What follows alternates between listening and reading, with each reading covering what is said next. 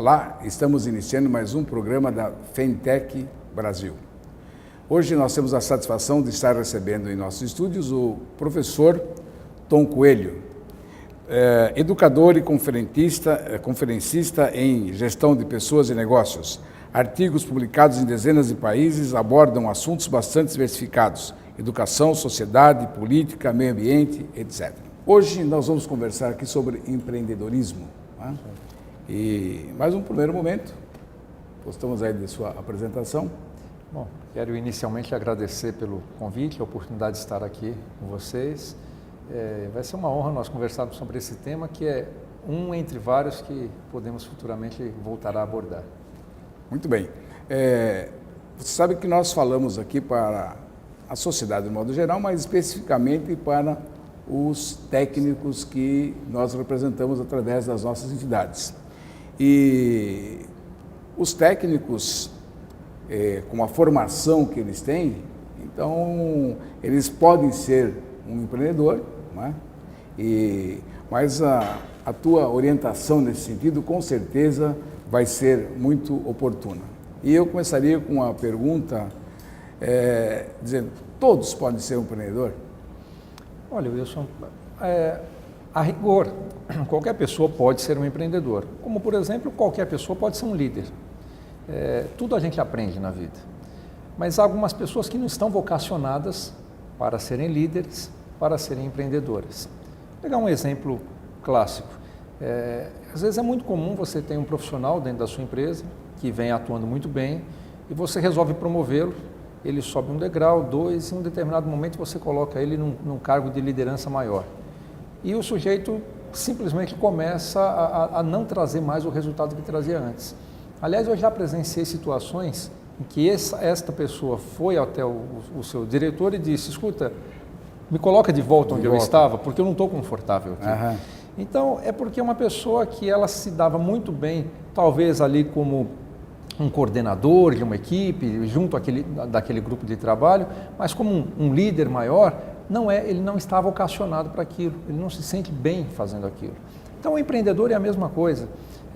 Há pessoas em que você pode convidá-las para assumir participação em uma determinada organização, societária e tudo mais, e ela não vai se interessar porque ela talvez, por exemplo, precise da estabilidade de um emprego formal, ou então ela não se adapte às demandas que o lado empreendedor exige. A falta de horários na gestão do seu negócio, a entrega em tempo integral, a incapacidade de saber quanto essa pessoa vai conseguir ter, por exemplo, de rendimento, porque o empreendedor, principalmente no estágio inicial, ele tem que investir muito mais do que ele vai conseguir ter como retirada. Então, é possível? Sim, mas talvez não seja a melhor solução, o melhor caminho para todas as pessoas. Certo. A gente observa algumas pessoas que querem fazer um negócio e tentam fazer e, como diz no popular, dá com os burros na água, né? Mas também tem aquele, até bom você falar sobre isso, e a gente sabe, tem aqueles que acham que por ser dono de um negócio não precisam trabalhar. Então eu gostaria que você fizesse um comentário. É exatamente o contrário, né? Eu quero até acrescentar uma coisa, Wilson.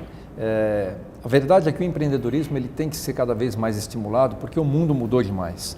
Se nós fizermos aí um retrospecto ao longo dos últimos 50 anos e nós voltarmos, por exemplo, lá pelos anos 60, 70, o sonho de qualquer profissional era trabalhar numa multinacional, era trabalhar numa empresa privada, talvez até. O Banco do Brasil, a Petrobras, isso lá pelos anos 60, 70. Nos anos de 1980, aí começou um processo de trabalhar nas empresas de consultoria, de recolocação.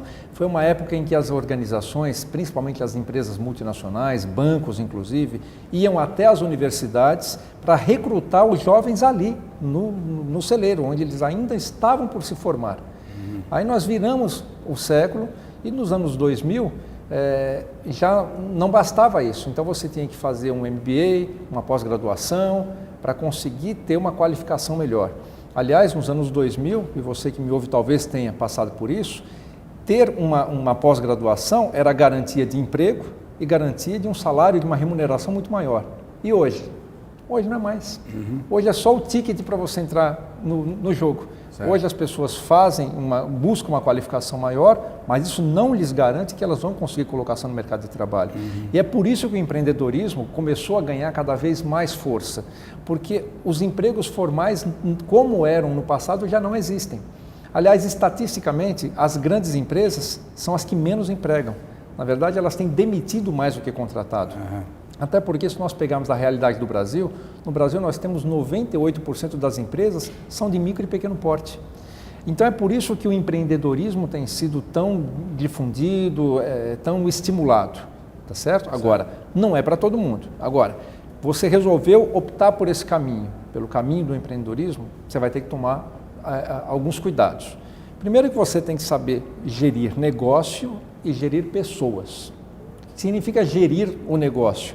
Você tem que entender no mercado onde você vai atuar, você tem que entender quem é o seu cliente, qual é o público que você vai atender, você tem que entender do seu produto ou do serviço que você vai comercializar. Então você tem que saber se planejar, que sobre isso eu quero até conversar um pouco mais depois, sobre planejamento. Então tem uma série de questões que envolvem gestão, mas também tem que saber lidar com pessoas, porque não é máquina, é gente que faz as empresas prosperarem. Certo. E aí, dentro de um contexto como esse, respondendo de forma final a sua questão, não vai trabalhar pouco não, não tem horário. O dono de um negócio, ele é o primeiro a chegar e é o último a sair, a menos que ele não queira ver o negócio prosperar. Certo, como tem aquele ditado também, né, que os porcos engordam com o olho do patrão. Com certeza. Até, principalmente na fase inicial. Claro que depois que você amadurece o seu negócio, aí de novo entra a questão de pessoas, você consegue desenvolver um grupo de colaboradores, de pessoas que vão ser seu braço direito, esquerdo, as suas pernas, e aí você começa a delegar para essas pessoas que capacitadas conseguem aí sim substituir você nas questões operacionais. E aí você passa a ser um gestor da empresa, mas para questões estratégicas. Mas no começo, qualquer empreendedor vai lidar com muita questão operacional. E é por isso que demanda muito tempo, é por isso que exige muito esforço, muito empenho. Claro. E a gente observa que as pessoas que são bem-sucedidas como empreendedores são aquelas que realmente trabalham. Sim. Sabe? E nada cai do céu. E as pessoas às vezes pensam que nem vai a chuva, botar um negócio, nem a água mais. Nem a água mais, né? Vão botar um negócio e vão ganhar com isso aí, né? Uns falam assim, e o dono do Extra vai no Extra? No começo, com certeza ele iria. Com certeza ele iria. Então, essas coisas aí é importante estar passando para o público, de modo geral, né? Que é uma nova fase, é uma mudança total, né? Nesse século, e o emprego está cada vez mais distante. Sim. Então, realmente é bom nós orientarmos, né, esses jovens como eles vão seguir. Muito bem, vamos para um intervalo e voltamos a seguir.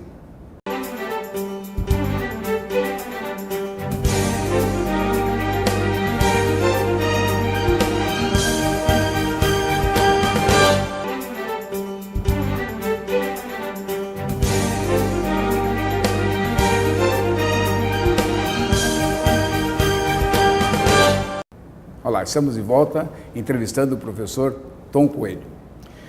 Professor, quais são os conselhos ou requisitos básicos para se tornar um empreendedor? Como eu comentei com o senhor no bloco anterior, eu acho que o fundamental é uma preparação, tanto do ponto de vista da gestão do negócio, quanto da gestão das pessoas que irão trabalhar nesse negócio. Eu acho que o que é fundamental para a pessoa identificar se ela tem esse perfil empreendedor ou não, é ouvir uma coisa chamada propósito de vida, que é uma coisa, Wilson, que infelizmente não se ensina na escola, sabe? A gente passa na escola aí todo um ensino fundamental, ensino médio, vai para a faculdade, e em nenhum momento alguém vira para você, ao longo de todos esses anos de estudo, e diz assim, escuta, você nasceu para quê? Propósito de vida é identificar a sua missão, então eu estou aqui para quê? Qual é o legado que eu vou deixar quando eu sair dessa vida para outra, como é que as pessoas vão se lembrar de mim? Então, isso é a missão.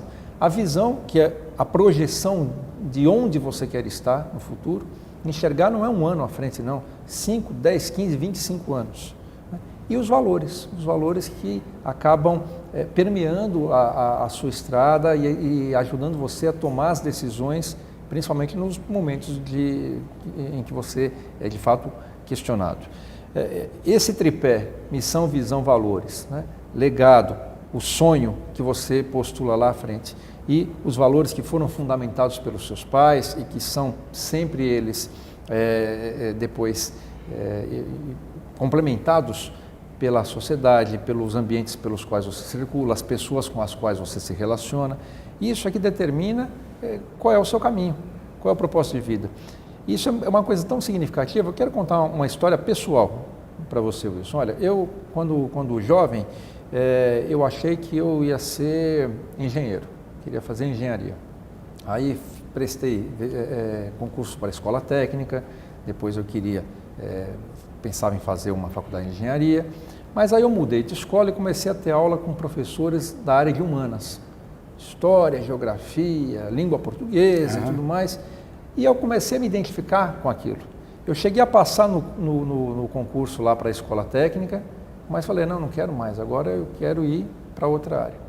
Só que eu sou fruto da inflação, eu sou filhote da inflação. Então eu vivi naquele tempo que no país a inflação era de 3% ao dia. E quando eu fui prestar vestibular, eu escolhi o curso de economia. Foi o maior erro que eu cometi na minha vida hoje. Maior erro. E sabe por que eu escolhi o curso de economia? Porque eu vi a Zélia Cardoso de Mello com uma canetada deixar todo mundo com 50 cruzeiros no bolso. Falei, puxa, isso aqui é poder, né? Eu quero um dia ser poderoso assim também. Então vou ser ministro da Fazenda um dia. No meu primeiro dia de aula na Faculdade de Economia da USP, na minha turma, com 50 alunos, tinha mais 3 querendo ser ministro da Fazenda também. Né? E aí a verdade é a seguinte, eu fiquei ali naquele curso de Economia e eu não gostava daquilo, porque era um curso muito teórico e eu tenho uma vocação muito mais pragmática. Então eu fiquei 9 anos, não concluí o curso, fui jubilado 4 vezes, prestei vestibular de novo para retornar, pedi equivalência das disciplinas e nunca me identifiquei.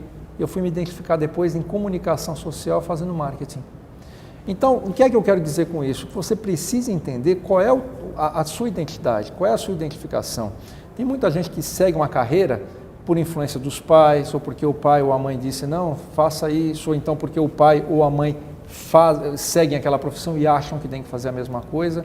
Não, você precisa entender onde é que você, de fato, vai conseguir dar o melhor de você. E aí, a partir disso, você escolhe não só a profissão mais adequada, mas aí você consegue encontrar estes caminhos. Então, agora, eu vou empreender? Vou, mas por quê? Olha, porque eu não quero ficar limitado a uma empresa só. Eu quero ter a capacidade de ser um consultor, dando sugestões e dando consultoria para várias empresas. Ou então eu quero montar uma empresa minha para poder reunir um grupo de profissionais que vão atender diversas outras empresas. Quando você percebe que você tem essa vocação, aí esse é o primeiro passo. Depois a gente tem que estudar, né, Wilson? As pessoas hoje estão com muita preguiça de estudar. Com certeza. As pessoas não querem ler. Hoje, para ler, são 140 caracteres no Twitter. Se você, numa rede social, postar mais do que 3 parágrafos, as pessoas não leem. Se você fizer um vídeo de mais de 1 minuto e meio, elas não assistem. Então, as pessoas estão preguiçosas. Combata essa preguiça. Né? Estude. Seja o melhor naquilo que você vai se propor a fazer. Né? Posicione-se dentro de um nicho de mercado e seja a referência dentro dele. Muito bem, vamos a um breve intervalo e voltaremos a seguir.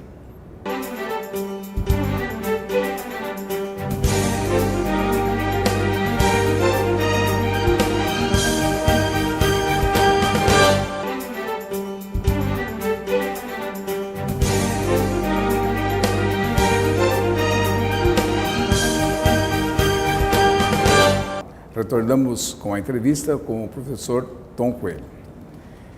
Professor, falamos em empreendedorismo, então nós gostaríamos que o senhor explanasse como deve agir uma pessoa, um profissional, ou um desses que estão nos assistindo, né? Como é que ele deve agir para que ele consiga constituir legalmente a sua empresa ou algo parecido? Perfeito. Bom, presidente, olha, para você que nos ouve agora, se você tomou essa decisão de empreender, primeiro passo, você tem que cuidar das questões burocráticas. Então, procure um bom escritório de contabilidade, alguém que possa, de fato, lhe auxiliar nos trâmites iniciais, inclusive para ver qual é o formato de empresa que você vai constituir. Você pode começar como um microempreendedor individual, por exemplo, que vai ter uma carga tributária bem baixa, e na medida em que o seu negócio vai evoluindo, você também vai ampliando as características do seu negócio. Eu quero deixar para você que pretende empreender 3 alertas. Primeiro deles, nós estamos num país em que a carga tributária, você sabe, é elevadíssima. A gente está falando de uma carga tributária média de 37% do PIB. Então, antes de empreender, avalie muito bem isso, porque esse é o maior obstáculo que qualquer empresa, qualquer empresário tem hoje, é a carga tributária. O segundo é a burocracia. Né? Nada é simples, até mesmo o tributo chamado simples não tem nada de simples. Né? Você sabe que, contando uma passagem que não é pessoal, porque isso vale para qualquer empresário, nós temos 5.570 municípios no país. E há situações em que eu emito uma nota fiscal pela minha empresa e que se eu não fizer um cadastro da minha empresa naquele município, eles vão me reter o ISS lá e eu vou ter que recolher o ISS no município sede. Então eu sou bitributado. Certo. E isso é o simples. Então imagine o tributo que não é simples. Então esse é o segundo cuidado que você tem que ter, a burocracia. E o terceiro é a desqualificação da mão de obra.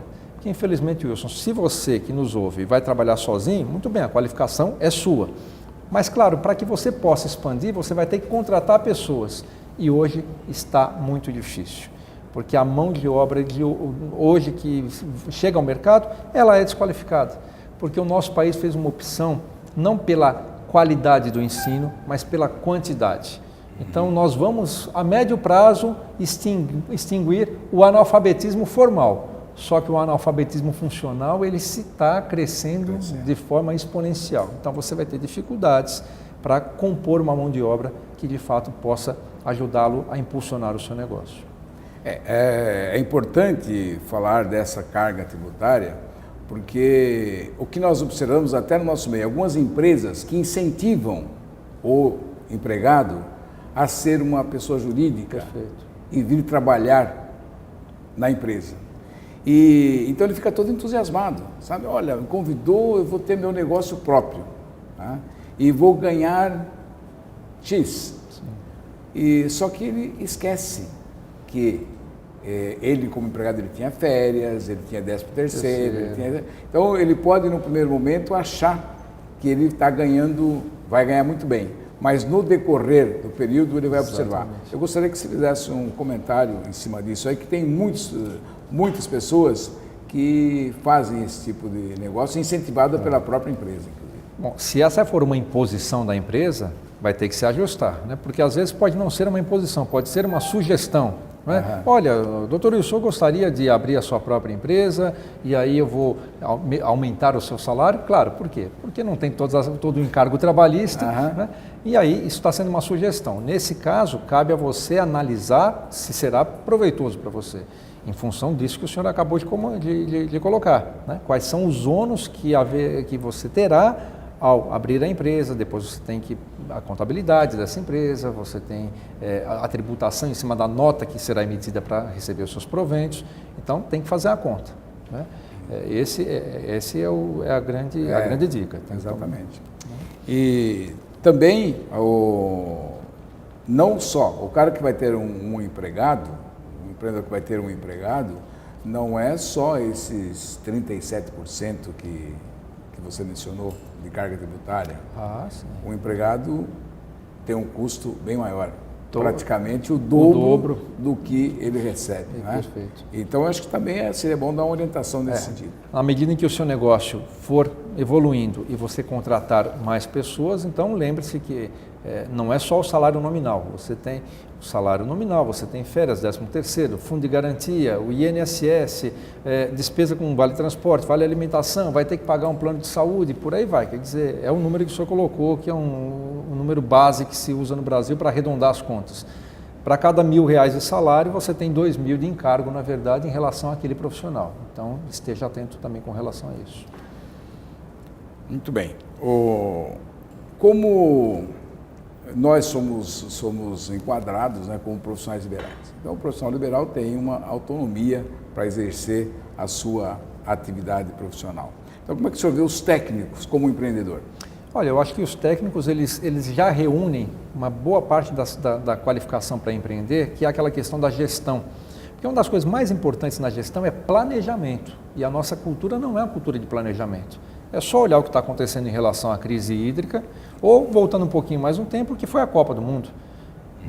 E como será a Olimpíada?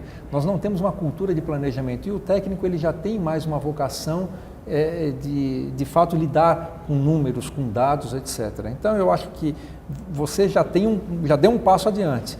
Precisa complementar a sua formação com aquela questão de lidar com pessoas, né? Isso envolve comunicação, gestão de pessoas, recursos humanos, então é uma série de outros tópicos que precisam ser também considerados.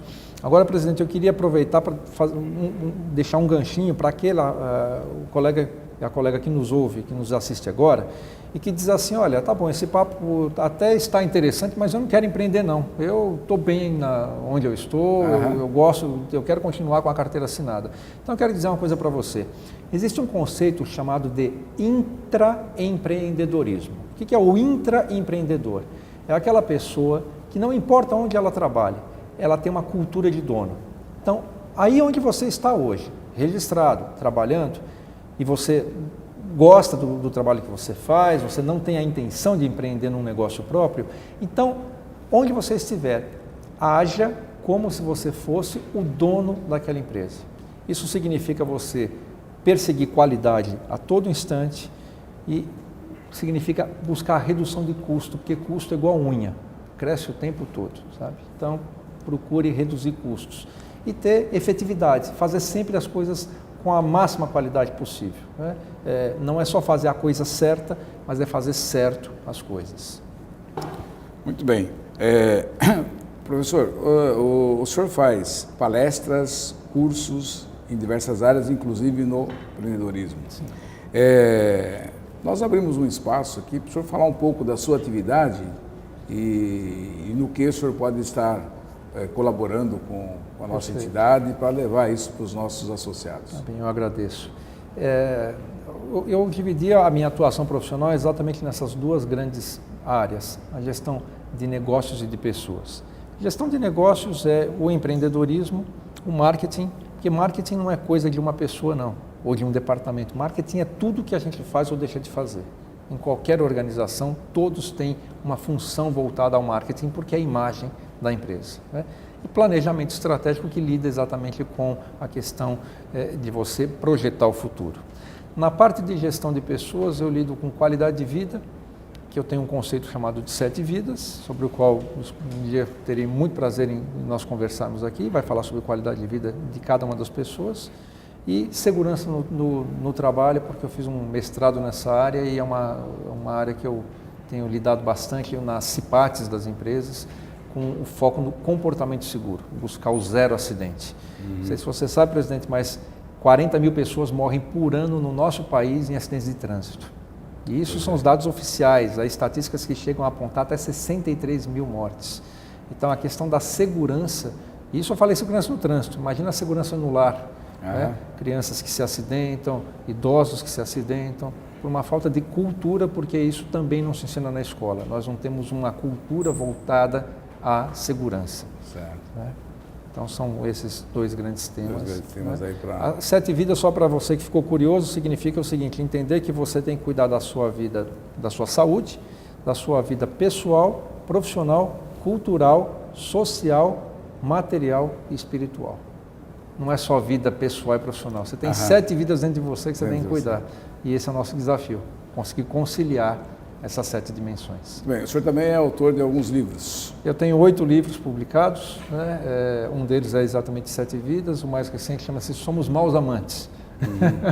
Mas não é sobre relacionamentos pessoais não, somos maus amantes porque eu costumo dizer o seguinte, a gente persegue muito algumas conquistas e depois que consegue, não dá valor.